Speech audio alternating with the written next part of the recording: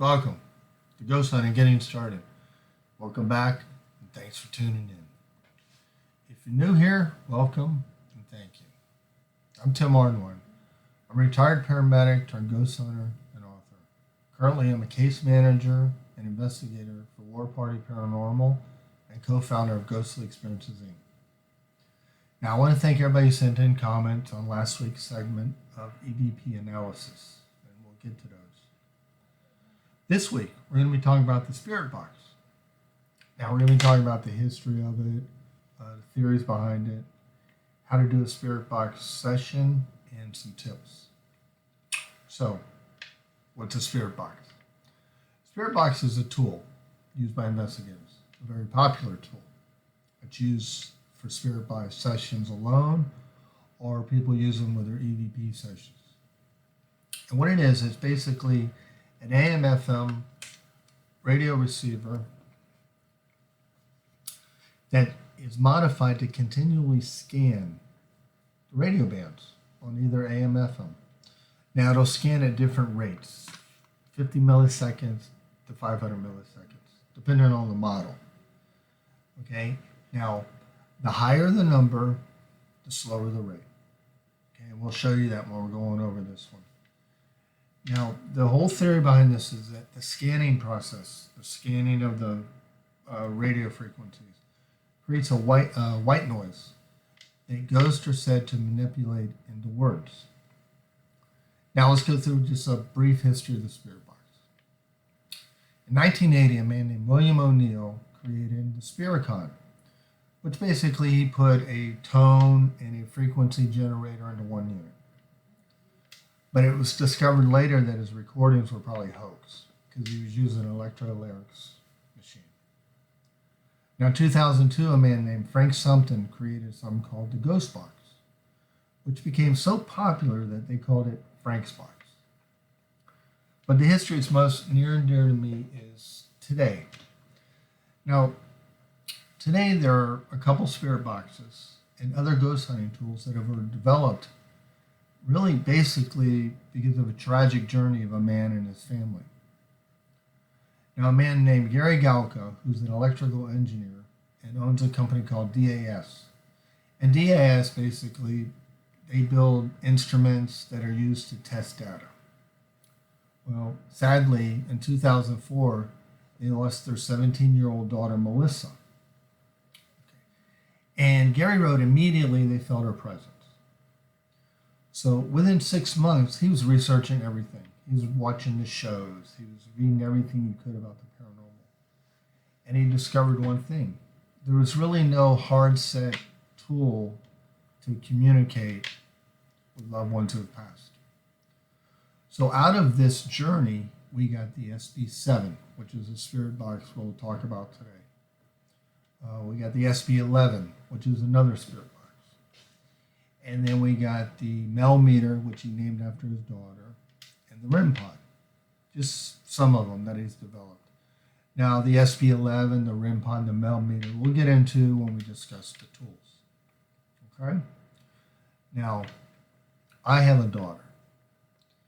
And this may sound a little cheesy, but before each investigation, I always remember the love and tribute of the father that gave us these tools.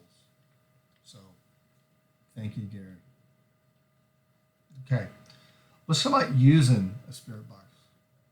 Now, like I said, there's a lot of spirit boxes out there. There's the SB7, which we're going to go over now, the SB11, the S-Box, the Shack Hack, and others.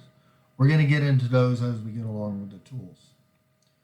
But, like I said, spirit box sessions are very common now, very popular with teams. And the SB7 is probably the most popular spirit box and probably the most basic one. So I just want to go over it with you tonight so we can, you can have a better understanding of it. So if you want to get one, you can pick it up and use it on your own investigations, and you'll have a better understanding of how to use it. So this is an SB7. Okay, SB7 has a few buttons, to work with, and they're not real hard. They just tell you like sweep direction, sweep rate, things like that. They also have a jack here where you can put in a speaker or headphones. Now, a lot of groups will use speakers when they're doing their spirit box, just so they can hear everything better, because now you're listening to it live. Okay? So we're going to go through the buttons, and just without turning on the unit yet, because it's a spirit box. It can get quite noisy. Now we'll start on the right. The right lower is your power button. Okay.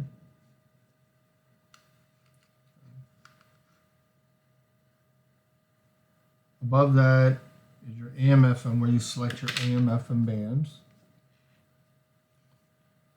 Okay. Move everything to the right. Then we're going to move over one. This is your volume, plus, negative. And we're going to go over another one. This is your sweep direction, front, backwards. Remember I told you the sweeping is what makes it work.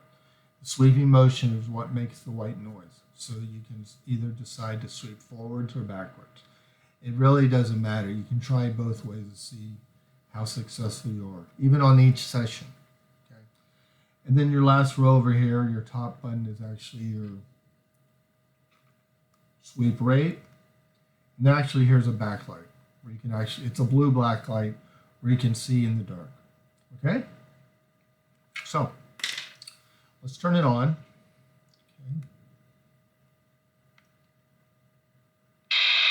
Okay. Now, if you can see, let's see how we can do this. There we go. Okay, see up here, see that 250? That 250 is your sweep rate. Remember I told you it has different rates it'll go. This over here is the band you're on, the radio band. Is your battery supply, and of course the band you're on. This should be moving because you'll be sweeping. Okay? Now, and this red light here is actually let you know it's powered on, and also you can hear it. Okay? Now, turn this off for a minute. This particular model, now the sweep rates are different on here. They don't go 50 to 100. On the AM band, it'll go 200 to 500 milliseconds. On the FM band, it'll go 100 to 350 milliseconds. Okay? So let's turn it back on and I'll let you tell the difference. Because remember, the higher the number, the slower the sweep. Okay. Let's get that backlight off. There we go. Okay, see it's at 250. That's 300. Let's sweep it first. Okay, now it's sweeping. My bad. Okay. That's 350. Let's start over. Okay, here's 200. Okay, now that's on the FM band. The AM band. Okay? AM band goes 200 to 500. This is on the AM band. That's 200, 250, 3, 350, 4, 450, and 5. Now that's the slowest you're going to get. The reason you want to try to build yourself up to a faster sweep is because you will get less what they call radio snippets. Okay? So let's let it run for a minute. You hear these little voices coming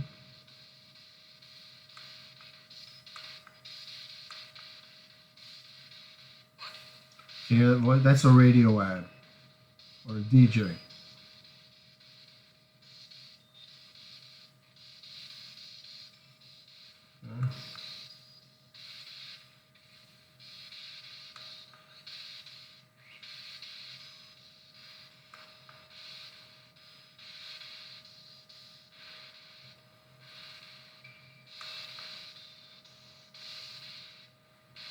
Okay. Now let's switch the band over to AM. Remember, I told you to put a speaker in, you'll tell the difference. So that's music, but it's not sweeping in the radio, okay? Put that in. I'm going to plug it in the speaker so you can tell what it sounds like with a speaker on.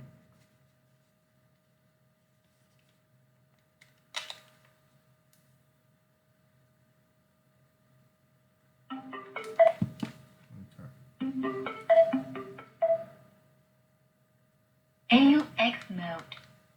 Okay. Now that's louder, right? So let's sweep a little. This is FM. That's FM at 250. Remember, FM goes 100 to 350. Hear the music coming in? And you can hear music and sometimes ads. Or just people talking. Right? You hear that? You hear more voices.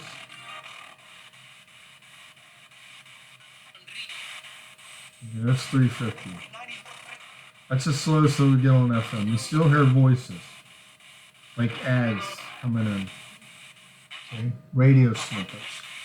That's 100. Now you're going to hear music, but you'll hear less voices. Okay. That's the idea. You want to try to work yourself. Maybe start out at 250 milliseconds and work yourself down to 100.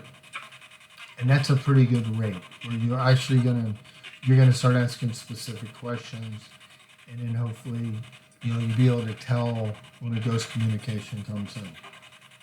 Okay?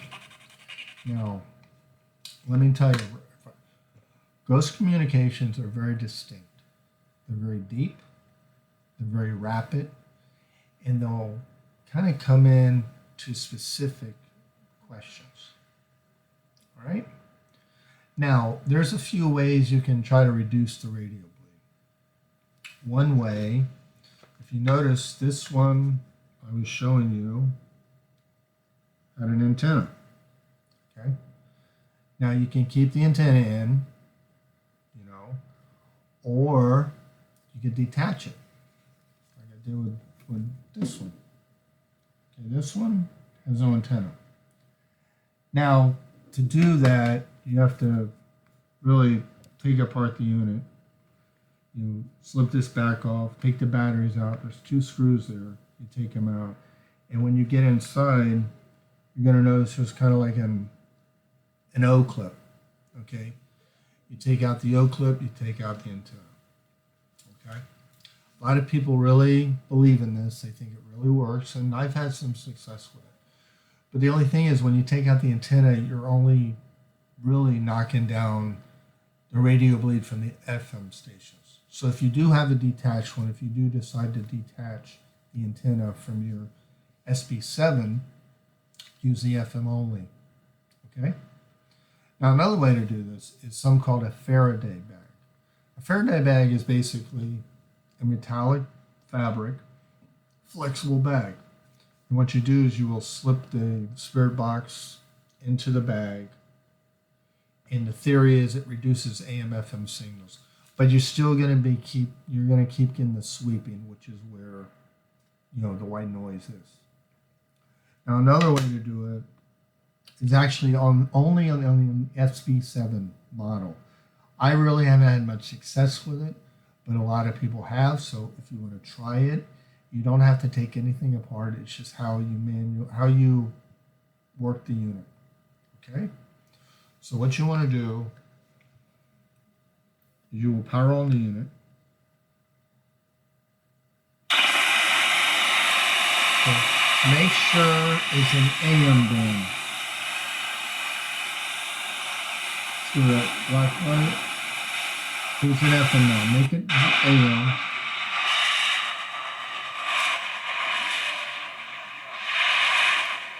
And you power it off. Now this time, you're going to power it on, But hold it for 3 to 5 seconds after it's on. Now it's on. Okay. Take your finger off the power button and immediately press the sweep till it starts scanning.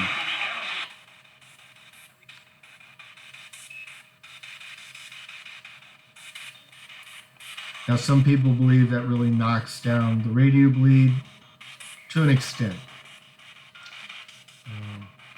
I really haven't much success with it, but I like to let you guys know all your options when you're out there investigating.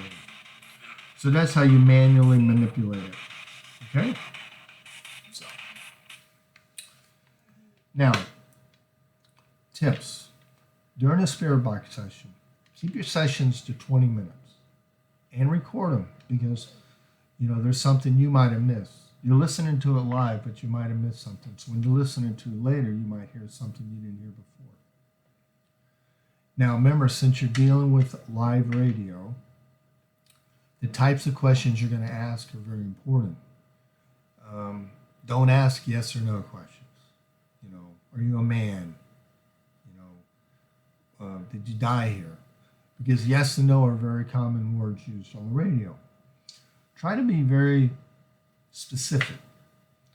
Ask something like, remember, EVP session, spirit box session.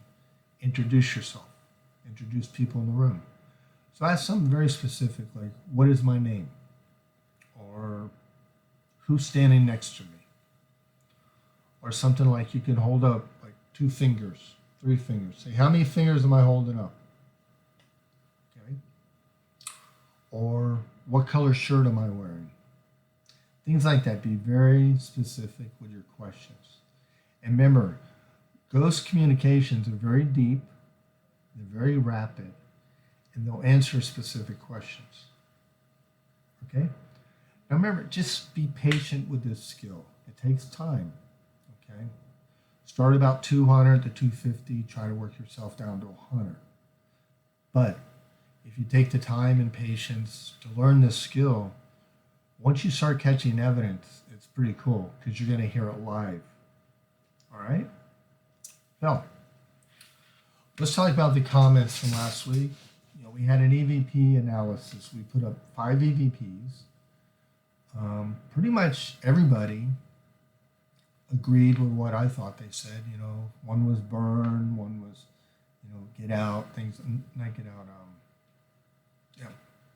But the one that really everybody was kind of on the fence about was the one at the Yesteryear Village, where I thought it said Oliver. And then I mentioned, as we put on the segment, that it might have said I live here. So people like Debbie, she thought she wasn't sure what it said at all.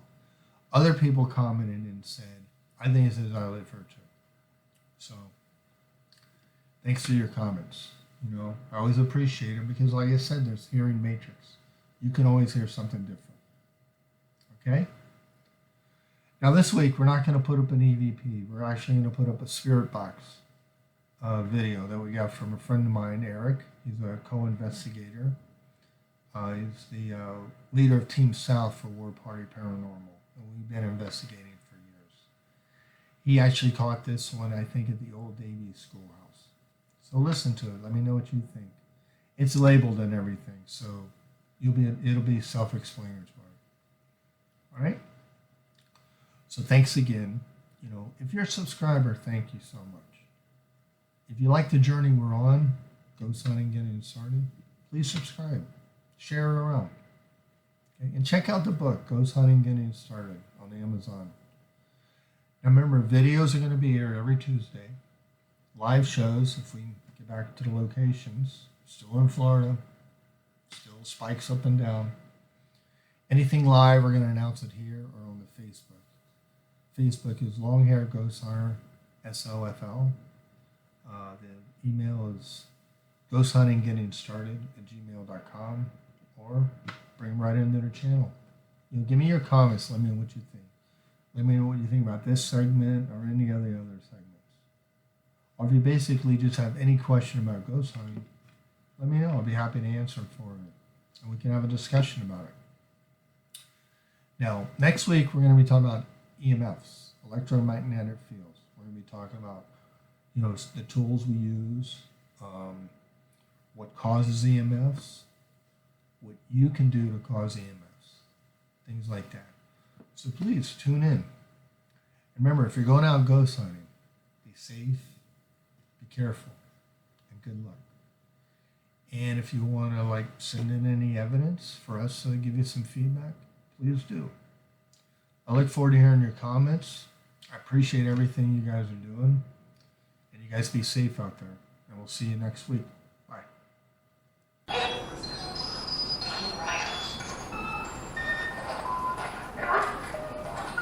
Did I sound like Eric? Eric, That's me. Oh, you are Eric.